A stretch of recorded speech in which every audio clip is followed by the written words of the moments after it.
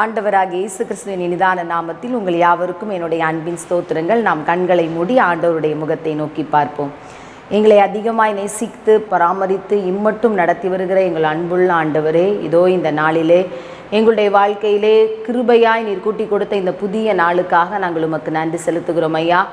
கடந்த மாதங்கள் முழுவதும் நீர் எங்களை கண்ணின் கருவிழி போல பாதுகாத்து இந்த 11வது மாதத்திலும் ஆண்டவரே நாங்கள் காண செய்து உம்முடைய முகத்தை நோக்கி பார்க்க நீர் பாராட்டின எல்லா விதமான இரக்கங்களுக்காகவும் நாங்கள் உமக்கு நன்றி செலுத்துகிறோம் ஆண்டவரே. அவர்கள் அவரை நோக்கி பார்த்து பிரகாசம் அடைந்தார்கள், அவர்கள் முகங்கள் வெட்கப்பட்டு போவதில்லை என்று சொன்ன வேத வசனத்தின்படி எங்களுடைய முகங்களை பிரகாசிக்க பண்ணுகிற தெய்வமாய் இம்மட்டும் ஆண்டவரே எங்களுடைய எல்லா சூழ்நிலையிலும் எங்களுக்கு போதுமானவராய் இருந்து வழிநடத்தி வருகிற அன்புள்ள தயவுக்காக உமக்கு நன்றி செலுத்துகிறோம் அப்பா. இதோ இந்த நேரத்திலும் ஆண்டவரே இந்த தெய்வ செய்தியை கேட்டுக்கொண்டிருக்கிற ஒவ்வொரு பிள்ளைகள் மேலும் அவருடைய குடும்பங்கள் மேலும் தேவ ஆவியானவருடைய அசைவாடுதலின் வல்லமை கடந்து வர வேண்டும் என்று அடிமை ஜெபிக்கிறேனப்பா. குமாரன் உங்களை விடுதலையாக்கினால் மெய்யாகவே நீங்கள் விடுதலை ஆவீர்கள் என்று சொன்ன வேத வசனத்தின்படி அந்த கல்வாரி சிலுவையிலே எங்களுக்காக நீர் சிந்தின அந்த இரத்தத்தின் வல்லமையினால் இந்த குடும்பத்தையும் குடும்பத்தின் பிள்ளைகளையும் ஆண்டவரே நீர் கழுவி சுத்திகரித்து உம்முடைய நன்மையினால் நிரப்ப வேண்டும் என்று அடிமை ஜெபிக்கிறேன். எதிர்பார்த்திருக்கிற காரியங்களிலே நன்மைகளையும் ஈவுகளையும் பரத்திலிருந்து எங்கள் ஆண்டவர் அனுப்பி தம்முடைய பிள்ளைகளுக்கு உதவி செய்ய வேண்டும் என்று அடிமை இந்த நேரத்திலே மன்றாடுகிறேன் ஐயா. இதோ இந்த நேரத்திலும் நாங்கள் ஆண்டவரே தியானிக்கிற வசனங்கள் எங்களுடைய வாழ்க்கைக்கு பிரயோஜனமாயிருக்க இதை கேட்கிற ஒவ்வொரு பிள்ளைகளுடைய வாழ்க்கையிலும் ஆண்டவரே உமக்கு பயப்படுகிற பயத்தோடு வாழ்ந்து நீர் கொடுக்கிற நன்மைகளையும் ஈவுகளையும் சுதந்திரிக்க தம்முடைய பிள்ளைகளுக்கு நீர் அனுக்கிரகம் செய்ய போகிற அன்பிற்காக நன்றி செலுத்துகிறோம். எங்களை தாழ்த்தி உம்முடைய கரத்திலே கொடுக்கிறோம். நீர் பேசும் ஆண்டவரே, உம்முடைய மெல்லிய சத்தத்தை நாங்கள் கேட்க எங்களுக்கு உதவி செய்வீராக. இயேசுவின் மூலம் ஜெபம் கேளும் அன்பின் பிதாவே, ஆமேன். அல்லேலூயா, அல்லேலூயா. ஒரு புதிய நாளை ஆண்டவர் நம்முடைய வாழ்க்கையிலே கிருபையாக கூட்டி கொடுத்திருக்கிறார். அதற்காக நாம் ஆண்டவருக்கு நன்றி செலுத்துவோம். இந்த நாளிலும் சிந்தனைக்கு ஆதாரமாக எடுத்துக்கொண்ட வேத பகுதி சங்கீதம் 20ஆம் அதிகாரம் 4ஆம் வசனம் இப்படியாய் சொல்லுகிறது. சங்கீதம் 20:4. அவர் உமது மன விருப்பத்தின்படி உமக்கு தந்தருளி உமது ஆலோசனைகளை எல்லாம் நிறைவேற்றுவாராக என்று சொல்லி இங்கே சங்கீதக்காரன் சொல்லுகிறதை நாம் பார்க்கிறோம். ஆண்டவர் நம்முடைய விருப்பங்களை அல்லது நம்முடைய வாஞ்சைகளை நிறைவேற்றுகிறவர் இல்லையா? அப்போ ஆண்டவர் நம்முடைய விருப்பங்களை நம்முடைய வாஞ்சைகளை அவர் செய்ய வல்லமை உள்ளவர் என்கிற விசுவாசம் முதலாவது நம்முடைய வாழ்க்கையிலே காணப்பட வேண்டும். இன்னைக்கு நம்முடைய ஜெபத்திலே நாம் பார்ப்போமானால் நாம் நிறைய விண்ணப்பங்களை வைத்து நம்முடைய விருப்பங்கள் நம்முடைய வாஞ்சைகள் நம்முடைய தேவைகள் எல்லாவற்றையும் என்ன பண்ணுறோம், நம்ம ஆண்டுடைய சமூகத்திலே வைத்து நாம் ஜெபிக்கிறவர்களாய் காணப்படுகிறோம். அப்போ நம்முடைய விருப்பங்களை எல்லாம் ஆண்டவர் செய்ய வேண்டும் என்று வாஞ்சிக்கிற நாம் அவர் விரும்புகிறபடி வாழ்கிறோமா, அவருக்கு பிரியமானதை நாம் செய்கிறோமா என்று சொல்லி நாம் சற்று ஆராய்ந்து பார்க்க வேண்டும். அப்போ யாருடைய விருப்பத்தை ஆண்டவர் நிறைவேற்றுகிறார்? இங்கே சங்கீதம் 145ஆம் அதிகாரம் 19ஆம் வசனத்திலே நாம் வாசிக்கும் பொழுது வேதம் இப்படியாய் சொல்லுகிறது. அவர் தமக்கு பயந்தவர்களுடைய விருப்பத்தின்படி செய்து அவர்கள் கூப்பிடுதலை கேட்டு அவர்களை ரட்சிக்கிறார் என்று சொல்லி இங்கே நாம் பார்க்கிறோம். அப்போ யாருடைய விருப்பத்தை ஆண்டவர் நிறைவேற்றுகிறார் என்று சொல்லி நாம் பார்ப்போமானால் கர்த்தருக்கு பயப்படுகிறவர்களுடைய விருப்பத்தை அவர் நிறைவேற்றி அவர்களுடைய ஜெபத்தை தள்ளாதபடி அவர்களுக்கு ரட்சிப்பை கட்டளையிடுகிறதாக இங்கே சங்கீதக்காரன் அழகாய் இங்கே சொல்லுகிறதை நாம் பார்க்கிறோம். அப்படி என்றால் இன்றைக்கு ஆண்டுடைய சமூகத்திலே நம்முடைய இருதயத்திலே அநேக விருப்பங்கள் இல்லையா? நம்முடைய குடும்பத்தை குறித்து, நம்முடைய பிள்ளைகளை குறித்து, நம்முடைய எதிர்காலத்தை குறித்து, நம்முடைய படிப்பை குறித்து, நம்முடைய வேலையை குறித்து, கடவுள் நம்ம இப்படியெல்லாம் ஆசீர்வதிக்க வேண்டும், இப்படிலான ஆசீர்வாதமாக இருந்தால் நல்லா இருக்கும்னு சொல்லி நிறைய காரியங்களில் நம்ம என்ன பண்ணுறோம், விருப்பத்தோடு வாஞ்சையோடு நாம் என்ன பண்ணுகிறோம், ஆண்டுடைய சமூகத்திலே ஒவ்வொரு நாளும் ஜெபிக்கிறவர்களாய் நாம் காணப்படுகிறோம். நாம் ஜெபிப்பது நல்லதுதான். ஆண்டுடைய சமூகத்திலே நம்முடைய விரும்புகிறதை நாம் கேட்பது எல்லாம் நல்லதுதான். ஏனென்றால் வேதம் சொல்லுகிறது அவர் நம்முடைய மன விருப்பத்தின்படி நமக்கு தந்தருளுகிறவர் என்று சொல்லி. ஆனால் இப்படி தந்தருவதற்கு ஆயத்தமாயிருக்கிற நம்முடைய ஆண்டவர் நம்மிடத்தில் எதிர்பார்ப்பது என்ன? அவருக்கு பயப்படுகிற பயம்.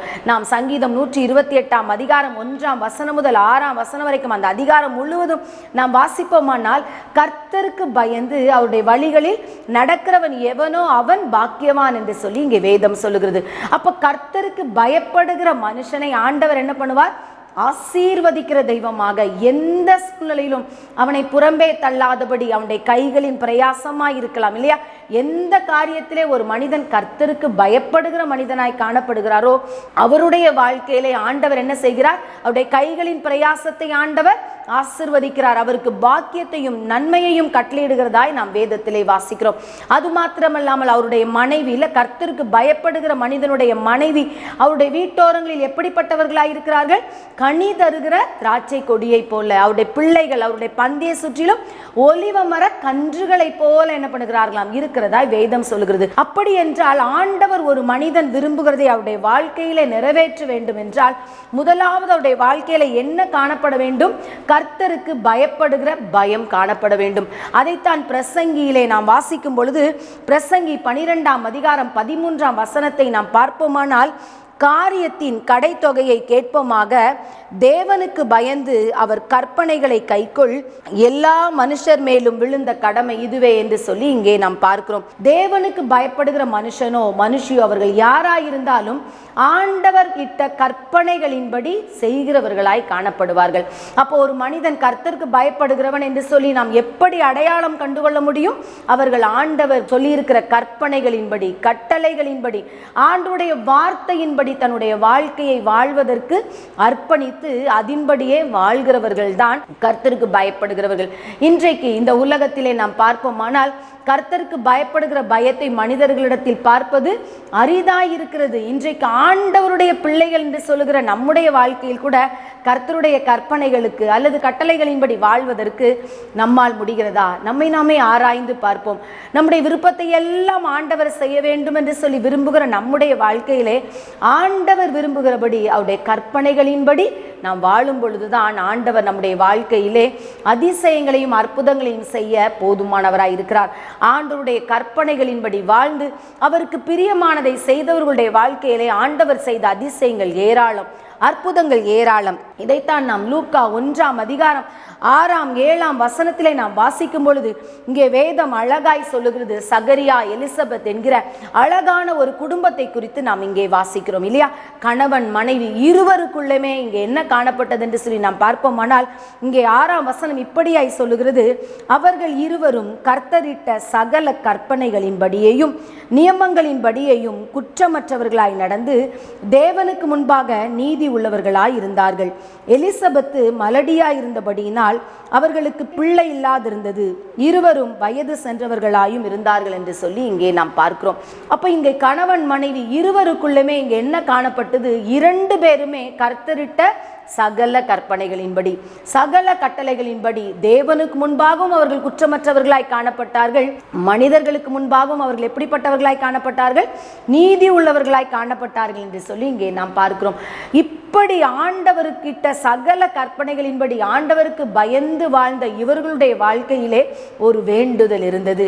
என்ன என்று சொல்லி நாம் பார்ப்போமானால் இங்கே 13ஆம் வசனத்திலே வேதம் சொல்லுகிறது, கர்த்தருடைய தூதன் அவனை நோக்கி, சகரியாவே பயப்படாதே, உன் வேண்டுதல் கேட்கப்பட்டது, உன் மனைவியாகிய எலிசபெத்து உனக்கு ஒரு குமாரனை பெறுவாள், அவனுக்கு யோவான் என்று பெயரிடுவாயாக என்று சொல்லி இங்கே பார்க்கிறோம். வயது சென்ற இவர்களுடைய வாழ்க்கையிலே ஒரு கற்பத்தின் கனி இல்லாமல் இருந்தது.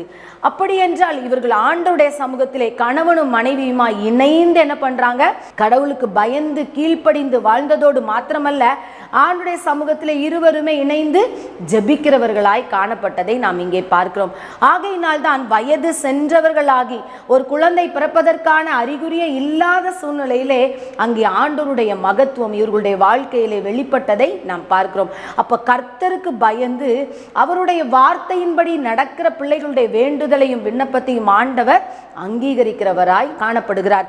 இங்கே ஆண்டவராகிய இயேசு கிறிஸ்துவை நம்பி அவருடைய வார்த்தையின்படி வாழ்ந்தபடியினால்தான் ஆண்டவர் இவர்களை நினைவு கூர்ந்தார். இன்றைக்கு இந்த உலக பிரகாரமாய் நம்முடைய குடும்பங்களிலே நாம் பார்க்கும் பொழுது கணவனும் மனைவியும் ஒருமித்திருப்பது கூடாத காரியமாய் இருக்கிறது. அப்போ வேதம் சொல்லுகிறது, நீங்கள் வேண்டிக் கொள்ள போகிற காரியத்திலே இருவர் ஒருமனப்பட்டாலே ஆண்டவர் என்ன பண்ணுவாராம்? அங்கே இறங்கி வந்து அற்புதம் செய்வாராம். அப்போ கர்த்தருக்கு பயப்படுகிற பயம் ஒரு கணவனுக்கும் ஒரு மனைவிக்கும் காணப்படும் பொழுது ஆண்டவர் அந்த குடும்ப வாழ்க்கையில என்ன செய்கிறார்? அற்புதத்தை செய்கிறதை நாம் வேதத்திலே பார்க்கிறோம். இன்னைக்கு ஒரு மகளுக்கு குழந்தை குழந்தை இல்லை அப்படின்னு சொன்னால் முதல்ல என்ன செய்கிறாங்க, அந்த பிள்ளையை போய் முதல்ல மருத்துவமனையில் பார்க்க சொல்கிறாங்க இல்லையா. முதல்ல பெண்ணுக்கு தான் ட்ரீட்மெண்ட், அவங்களுக்கு அது செட் ஆகலைன்னு அப்புறம் தான் அந்த ஆணையை என்ன செய்கிறாங்க, அழைக்கிறாங்க. அப்படி அல்ல, இருவர் ஒருமனப்படுகிற காரியத்திலே ஆண்டவர் என்ன பண்ணுகிறார், அற்புதம் செய்கிறார். இங்கே அதிசய பராக்கா தீர்க்க தரிசன இந்த ஊழியத்தில் கூட அநேக பிள்ளைகள் 10 ஆண்டுகள் 15 ஆண்டுகள் கற்பத்தின் கனிக்காக காத்திருந்து எத்தனையோ மருந்துகள் மாத்திரைகள் மருத்துவங்கள் எல்லாம் செய்து கைவிடப்பட்ட சூழ்நிலையில இந்த இடத்துல வந்ததை நான் பார்த்திருக்கிறேன். அப்போ இருவரும் கணவனும் மனைவியுமா என்ன பண்ணுவாங்க, ஒருமித்து வருவார்கள். எல்லாம் தோற்று போன சூழ்நிலையிலே ஆண்டவரை மாத்திரம் நம்பி இந்த இடத்துல வரும்பொழுது யாரால கணவன் மனைவி ஆண்டவருடைய சமூகத்தில் வர முடியும்? நம்ம யோசித்து பார்ப்போமே. கர்த்தருக்கு பயப்படுகிற மனிதர்கள் மாத்திரம் தான் என்ன பண்ண முடியும், ஒன்று கூடி வர முடியும். இந்த இடத்துல நிறைய கணவன் மனைவிமார் ஒன்று கூடி வந்து 10 ஆண்டுகள் 15 ஆண்டுகள் ஆன பிறகு கூட ஆண்டவருடைய சமூகத்தில் உபவாசித்து காத்திருந்து ஜபித்தபடியினால் அநேகர் கற்பத்தின் கனிகளினால் ஆசீர்வதிக்கப்பட்டு இன்றைக்கு தங்களுடைய பிள்ளைகளோடு வாழ்கிறதை நான் கண்கூடாய் நான் பார்த்திருக்கிறேன். இதை ஏன் நான் சொல்லுகிறேன் என்றால், நம்முடைய வாழ்க்கையிலே கர்த்தர் நாம் விரும்புகிறதை தர அவர் ஆயத்தமாய் இருக்கிறார். ஆனால் அவர் விரும்புகிறபடி கர்த்தருக்கு பயப்படுகிற பயம், அது கணவனாய் இருக்கலாம் மனைவியாய் இருக்கலாம், இருவருக்குள்ளும் காணப்பட்டு இருவருக்குள்ளும் ஒரு மனம் இருக்கும் பொழுதுதான் எந்த காரியத்திலே நாம் வேண்டிக் கொண்டாலும் ஆண்டவர் நம்முடைய விருப்பத்தை நிறைவேற்ற வல்லமை உள்ளவராய் இருக்கிறார் இல்லையா. அங்கே சாராளுக்கு குழந்தை இல்லாமல் இருந்தது இல்லையா. ஆபிரகாம் ஆண்டுடைய சமூகத்திலே நின்று மன்றாடுகிறார், அடியேனுக்கு என்ன தருவீர் ஆண்டவரே, நான் பிள்ளையற்று இருக்கிறேனே என்று சொல்லி ஆண்டுடைய சமூகத்திலே தன்னுடைய விருப்பத்தை இல்லையா, தன்னுடைய மனைவிக்கு தான் குறை இருக்குன்னு சொல்லி அவர் விட்டுவிடவே இல்லை. ஆண்டுடைய சமூகத்திலே அந்த வாக்கு தத்தத்தை பெற்றுக்கொள்ளும் வரைக்கும் அவர் கர்த்தருக்கு பயப்படுகிற மனிதனாய் இருந்தபடினால் ஆண்டுடைய சமூகத்திலே விண்ணப்பம் பண்ணி அங்கே ஈசாக்கை பெற்றுக்கொண்டதை நாம் பார்க்கிறோம். அங்கே ஈசாக்குடைய வாழ்க்கையை நாம் எடுத்துக்கொள்வோமானால் அவருக்கும் என்ன இல்லை, குழந்தை இல்லாதிருந்தது. எங்க அப்பா ஜோம் பண்ணாங்க, அதனால எனக்கு என்ன பண்ணும், கற்பத்தின் கனி லேட்டா வரும் என்று சொல்லி அவர் என்ன பண்ணல, காத்திருக்கவில்லை 100 வருடம் வரைக்கும் இல்லையா. அவருக்கு 60 வயதான பொழுது தனக்கு கற்பத்தின் கனி இல்லை என்று சொல்லி அவர் அறிந்த பொழுது அவர் ஆண்டுடைய சமூகத்திலே தன்னுடைய மனைவிக்காக என்ன பண்ணுகிறார், விண்ணப்பம் பண்ணுகிறார். ஆண்டவர் அந்த கணவனுடைய விண்ணப்பத்தை ஏற்று அங்கீகரித்து அங்கே ஏசாவையும் யாக்கோபையும் கொடுத்து அங்கே ஆசீர்வதித்ததை நாம் வேதத்திலே வாசிக்கிறோம்.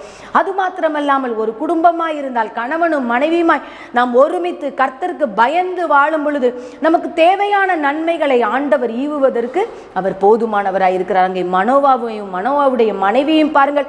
ஆண்டவர் மனோவாவுடைய மனைவிக்கு தரிசனமாகி, ஆண்டவர் உன்னுடைய வயிற்றிலே ஒரு குழந்தையை கொடுக்க போகிறார், அந்த பிள்ளையை நீங்கள் இப்படியாய் வளர்க்க வேண்டும் என்று சொன்ன பொழுது மறுபடியும் கணவனும் மனைவியுமாய் தன்னுடைய பிள்ளைகளை எப்படி நடத்த வேண்டும், தனக்கு பிறக்க போகிற அந்த குழந்தையை எப்படியெல்லாம் வளர்க்க வேண்டும் என்று சொல்லிக்கூட என்ன பண்ணுகிறாங்க, ஆண்டுடைய சமூகத்திலே ஒருமித்து காணப்படுகிறார்கள். அப்படி என்றால் கர்த்தருக்கு பயப்படுகிற குடும்பத்திலே என்ன காணப்படும், கணவன் மனைவிக்குள்ளே ஒரு மனம் காணப்படும். ஒருவேளை இந்த தேவ செய்தியை கேட்டுக்கொண்டிருக்கிற என் அன்பு சகோதரனை, என் அன்பு சகோதரியே, ஏதோ ஒரு அற்புதத்துக்காக ஏதோ ஒரு அதிசயத்துக்காக ஆண்டவர் உங்களுடைய விருப்பங்களை நிறைவேற்றும்படியாய் நீங்கள் தனித்து ஜபிப்பதை பார்க்கிலும் கணவனும் மனைவியுமாய் குடும்பமாய் ஜபிக்கும் பொழுது ஆண்டவர் அந்த காரியத்திலே அற்புதங்களையும் அதிசயங்களையும் செய்ய அவர் போதுமானவராய் இருக்கிறார். ஆகையினால் எந்த காரியத்திற்காக நீங்கள் ஜபிக்க, ஒருவேளை உங்களுடைய தொழில் ஆசீர்வதிக்கப்பட, அல்லது உங்களுக்கு ஒரு கற்பத்தின் கனி கிடைக்க, அல்லது உங்களுடைய வேலையிலே ஆண்டுடைய மகத்துவம் வெளிப்பட, கணவனுக்காக மனைவி, மனைவிக்காக கணவர், இருவரும் என்ன பண்ண வேண்டும், இணைந்து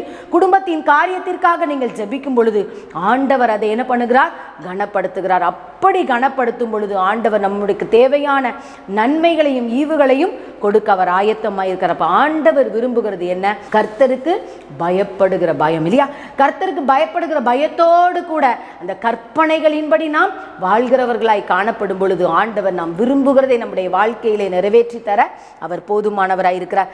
இரண்டாவது ஒரு குடும்பத்தை நாம் பார்க்கும் பொழுது அப்போஸ்தலர் 10ஆம் அதிகாரத்துக்கு நேராய் நாம் திருப்பிக் கொள்வோமானால், இங்கே கொர்நேலியு என்கிற ஒரு மனிதனை குறித்து நாம் வாசிக்கிறோம். 1ஆம் வசனத்திலே 2ஆம் வசனம் இப்படியாய் சொல்லுகிறது, அவன் தேவ பக்தி உள்ளவனும் தன் வீட்டார் அனைவரோடும் கூட தேவனுக்கு பயந்தவனுமாயிருந்து ஜனங்களுக்கு மிகுந்த தர்மங்களை செய்து எப்பொழுதும் தேவனை நோக்கி ஜெபம் பண்ணி கொண்டிருந்தான் என்று சொல்லி இங்கே நாம் பார்க்கிறோம்.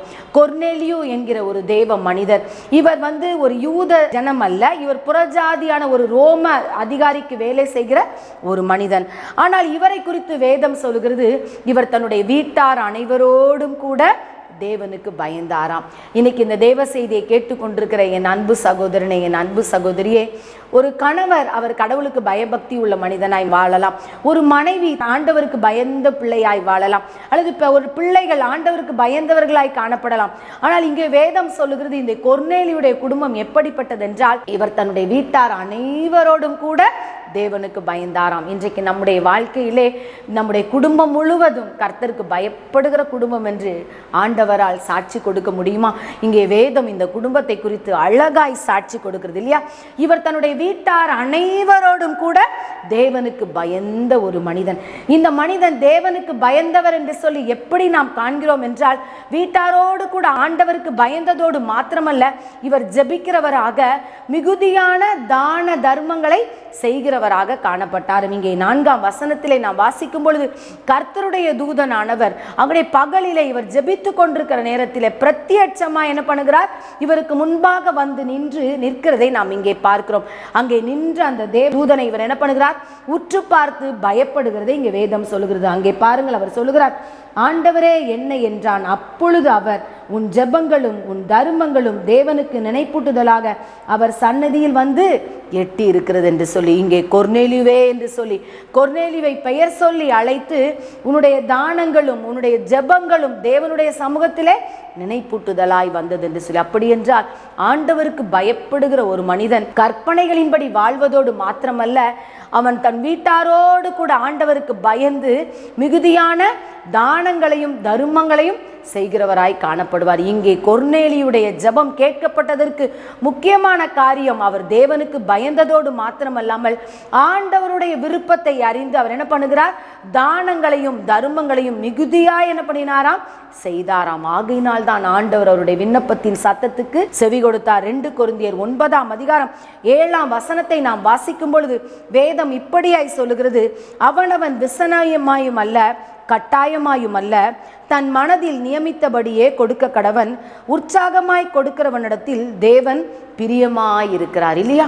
அப்ப ஆண்டவருக்கு பிரியமானதை என்ன பண்ணுகிறார்? இங்கே கொர்நேலியு செய்கிறதை நாம் பார்க்கிறோம் இல்லையா? இந்த மனிதனை என்னுடைய இருதயத்திற்கு ஏற்றதாக கண்டேன், அவன் எனக்கு பிரியமானதை எல்லாம் செய்வான் என்று சொல்லி ஆண்டவர் தம்முடைய தாசர்களை குறித்து சாட்சி கொடுத்த வண்ணமாக உங்களையும் என்னையும் குறித்து ஆண்டவர் என்ன பண்ண வேண்டும்? சாட்சி கொடுக்க வேண்டும்.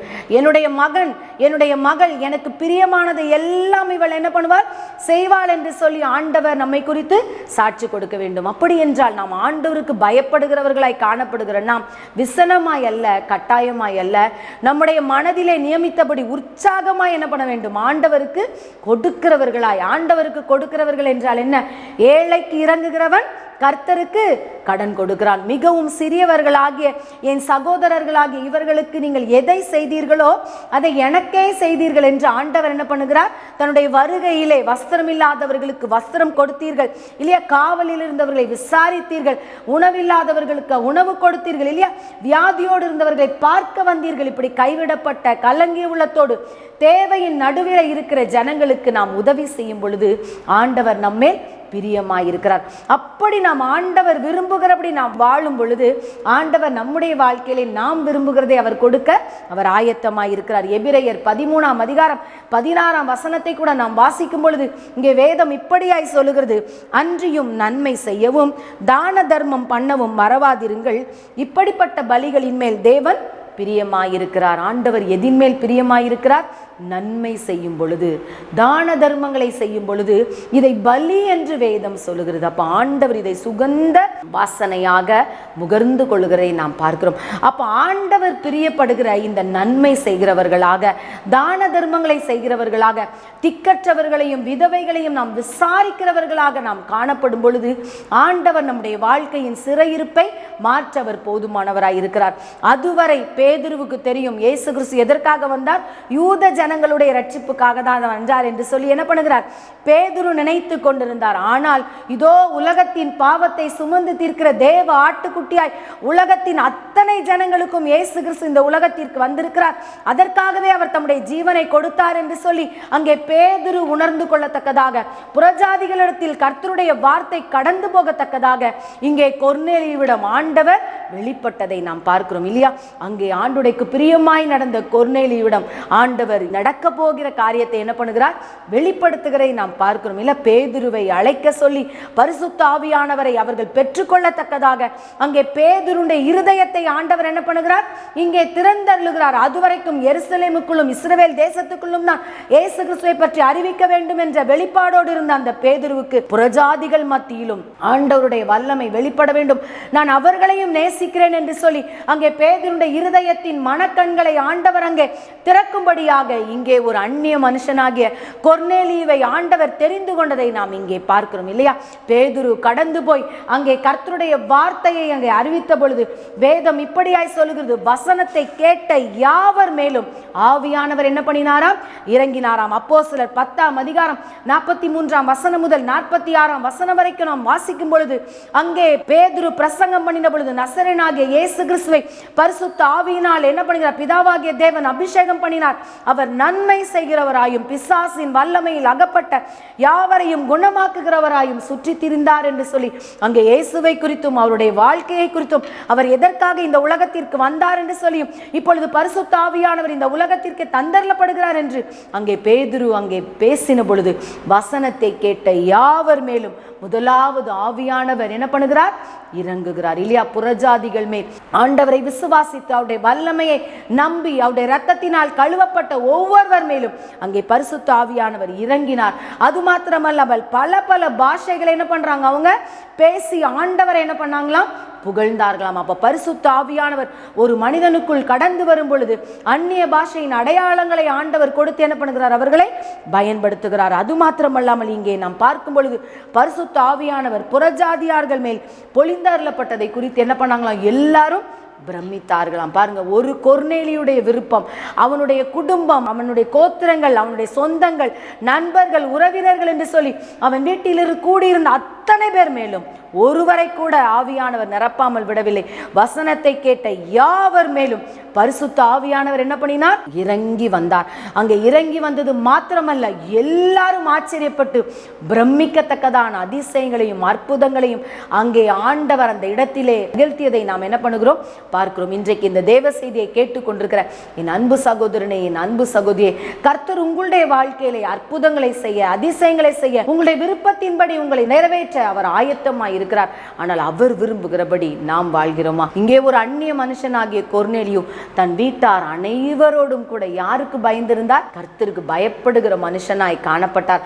ஆகையினால் தான் யாருக்கும் கிடைக்காத ஸ்லாக்கியத்தை வேதம் சொல்லுகிறது. அவருடைய முழு குடும்பம், இல்லையா, அந்த வீட்டிலே கூடியிருந்த அத்தனை பேருக்கும், எப்படி மேல் வீட்டு அறையிலே 120 பேர் ஒருமனப்பட்டு கூடியிருந்த பொழுது பரிசுத்த ஆவியானவர் இறங்கி வந்தாரோ, அதே மகிமை, அதே வல்லமை அன்றைக்கு கூடியிருந்த அந்த அத்தனை பேர் மேலும் அந்த வீட்டுக்குள் இறங்கினது. ஒருவேளை இன்றைக்கு இந்த தேவ செய்தியை கேட்டுக்கொண்டிருக்கிற என் அன்பு சகோதரனே, என் அன்பு சகோதரியே, உங்களுடைய குடும்பத்திலே நீங்கள் குடும்பமாய் ஆண்டுடைய சமூகத்திலே பயப்படுகிற பயம் நம்மிடத்திலே காணப்படுகிறதா? அப்படி இல்லை என்றால் இன்றைக்கு ஆண்டுடைய சமூகத்திலே நாம் கேட்போம், ஆண்டவரே, கணவன் மனைவி எங்கள் இருவருக்குள்ளும் என்ன கொடுங்க, ஒரு மனதை கொடுங்க. உமக்கு பயப்படுகிற பயத்தை தாங்க. கணவனுக்கும் மனைவிக்கும் அந்த குடும்பத்தின் தலைவர்களுக்குள் கர்த்தருக்குள்ளே பயப்படுகிற பயம் வரும் பொழுது அப்படியே அந்த பயம் எப்படி வரும், அந்த பிள்ளைகளுக்குள் கடந்து வருவதை நாம் வேதத்திலே நாம் பார்க்கிறோம். இங்கே கொர்நேலியு அவருக்குள் இருந்த விசுவாசம் அவருடைய முழு குடும்பத்துக்குள், ஒருவேளை அவருடைய மனைவி, அவருடைய பிள்ளைகள், அவருடைய பெற்றோர், நண்பர்கள், உறவினர்கள், உடன் பிறந்த சகோதரர்கள்,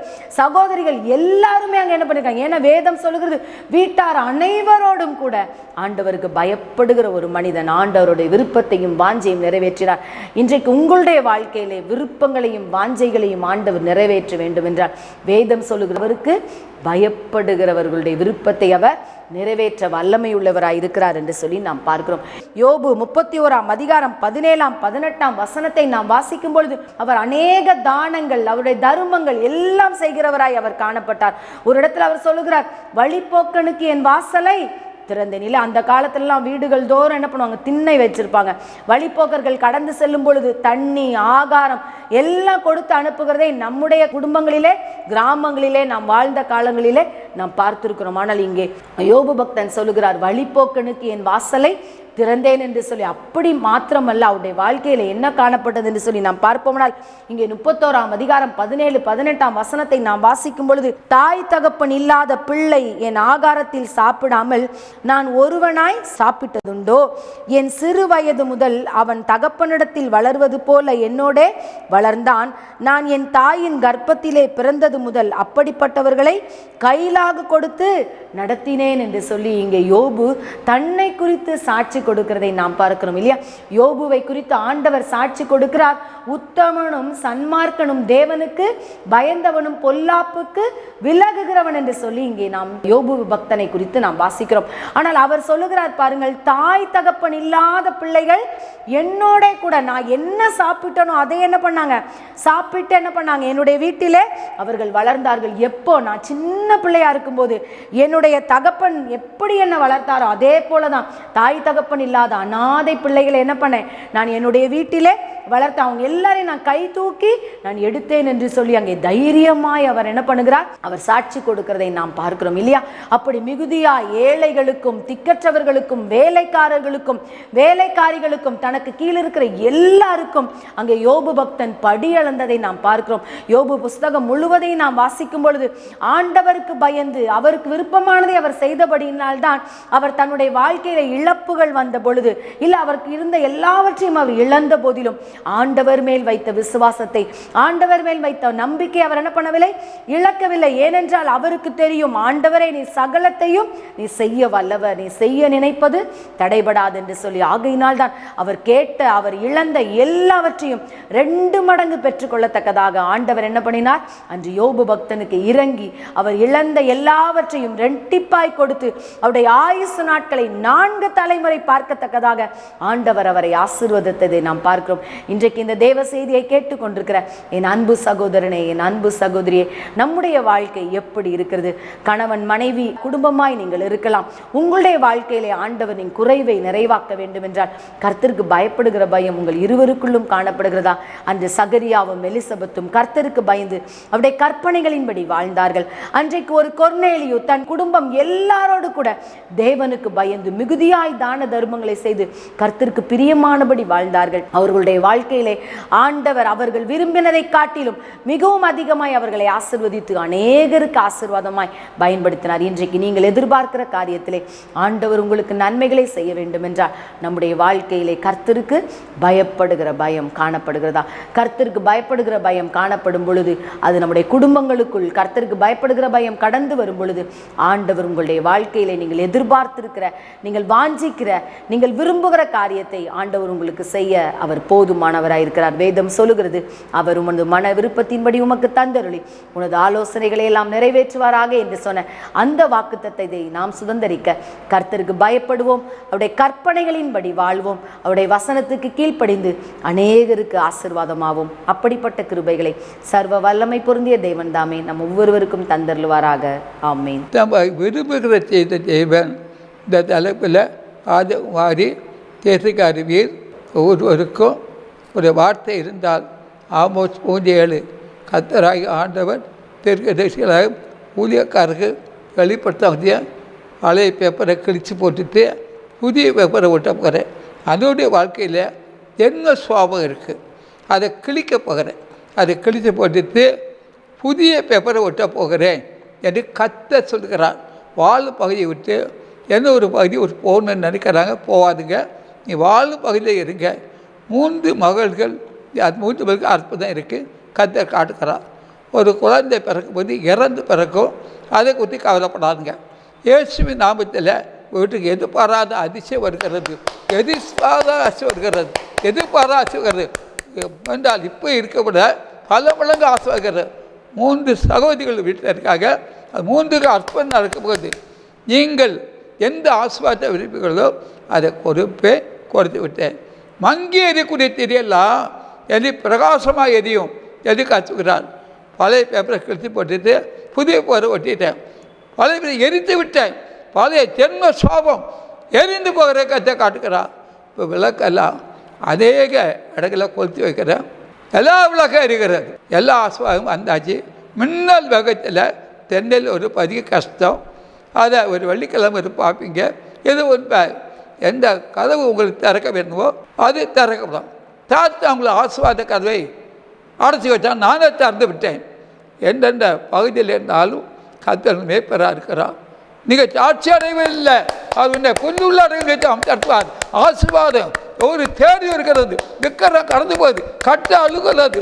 ஏன்னால் தேவ ஆவியானவர் புறா போல இருப்பார். என் மகனை கேள், என் மகளை கேள், வீட்டை கட்டுவேன், குடும்பத்தை கட்டுவேன், பிள்ளைகளை கட்டுவேன், அதிசயம் இல்லை, என் பூந்தாச்சுவேன், நீங்கள் எல்லோரும் ஓடிவாங்க, தேசம் உங்களை நேசிக்கிறார். இது ஒரு விடையின் ஊழியம், இது தீர்க்கதரிசன ஊழியம். ஒரு தீர்க்கம் கூட உதிர்ந்து போக இல்லை, எல்லாம் நிறைவேறுகிறது. வாயா இருக்கிறார், அவர் கூட பேசுவார். அதனால தான் உலகம் முழுவதும் உள்ள ஆத்மாக்கள் எவ்வளோ வார்த்தை இருக்காது. ஒரு கிராமத்தில் இந்த வீடுகள் நகர்ந்து ஆறாங்க, இதான் அந்த வார்த்தை இருக்கிறது. இந்த நிகழ்ச்சி உங்களுக்கு ஆசீர்வாதமாக இருந்தால் ஒரு தொலைக்காட்சி மனப்பூர்வமாக காணிக்க அனுப்பி வைங்க, இல்லை மடியாக அனுப்பி வைங்க. கத்தருவார் இந்த ஊழியத்துக்காக விதமாக ஜெபம் பண்ணுங்க, ஜெபமே ஜெயம். கத்த ஆசீர்வாதம். ஆமே ஆமே ஆமே. மேலும் தேவ ஊழியரை நீங்கள் தனித்தனியாக சந்தித்து ஜெபிக்க விரும்பினார் ஒவ்வொரு நாளும் அதிகாலை 5 மணி முதல் காலை தொழுகையில் நீங்கள் கலந்து கொண்டு சகோதரர் அவர்களை சந்தித்து ஜெபித்துக் கொள்ளலாம். மேலும் விவரங்களுக்கு தொடர்பு கொள்ள சுவிசேஷகர் எஸ் தங்கசாமி, தொலைபேசி எண் 26574550,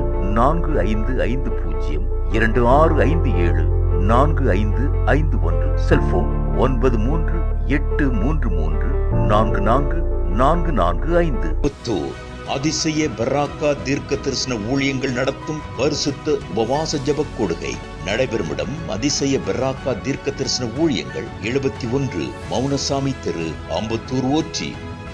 இதில் சிறப்பு ஜெபம் மற்றும் தேவ செய்தி அளிக்க இருக்கின்றவர் தீர்க்கதரிசி எஸ் தங்கசாமி அவர்கள். அன்பானவர்களே, இந்த உபவாச கூட்டத்தில் கலந்து கொண்டு தேவ ஆசீர்வாதங்களை பெற்று செல்ல அன்புடன் அழைக்கப்படுகின்றீர்கள். தேவைகளுக்கும் மேலும் ஆலோசனைகளுக்கும் நீங்கள் தொடர்பு கொள்ள வேண்டிய முகவரி சுவிசேஷகர் எஸ் தங்கசாமி, 71 மௌனசாமி தெரு, ஆம்பத்தூர் ஓச்சி, சென்னை 53.